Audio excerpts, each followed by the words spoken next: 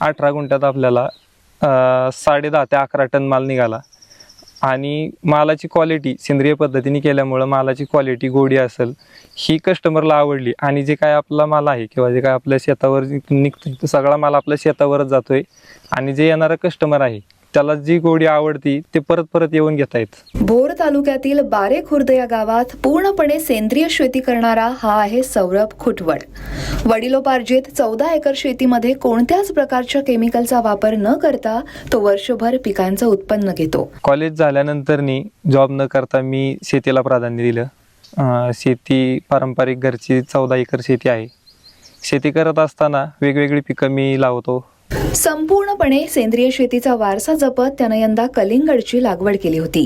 15 जानेवारी रोजी कलिंगडाची आपण लागवड केली. लागवडीपूर्वी आपण सरी पाडून घेतली. सरी पाडल्यानंतरनी बेडमध्ये आपण गांडूळखत टाकून घेतले. गांडूळखत टाकल्यानंतरनी त्यावर आपण ड्रिप टाकून मल्चिंग टाकले. मल्चिंग अंतरल्यानंतरनी आपण त्याला 2 दिवस तसेच ठेवून त्यात आतमध्ये सगळ्या ज्या काही हानिकारक बुरशा असतात त्या सगळ्या बुरशा घालून आपण 2 दिवसानंतरनी त्याला होल मारले. आणि होल मारल्यानंतरनी आपण कलिंगडाच्या रोपांची लागवड केली.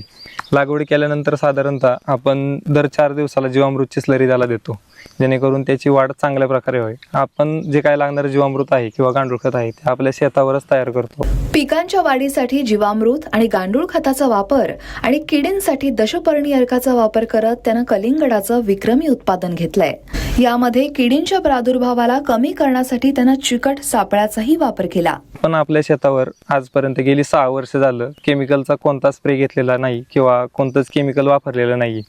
पूर्णपणे सेंद्रिय पद्धतीने आपण प्लॉट बनवलेला आहे. आणि त्यामुळेच ग्राहकांचा विश्वास त्याच्या मालावर बसला आणि आज शेतातील सर्व माल तो थेट ग्राहकांना विक्री करतोय. मातीचं बिघडत चाललेलं आरोग्य आणि मानवामधला आजार बघता प्रत्येकानं सेंद्रिय किंवा नैसर्गिक शेतीकडे वळलं पाहिजे असं सौरभ आवर्जून सांगतो. दत्ता लवांडेंसह ब्युरो रिपोर्ट, लोकमतagro.com.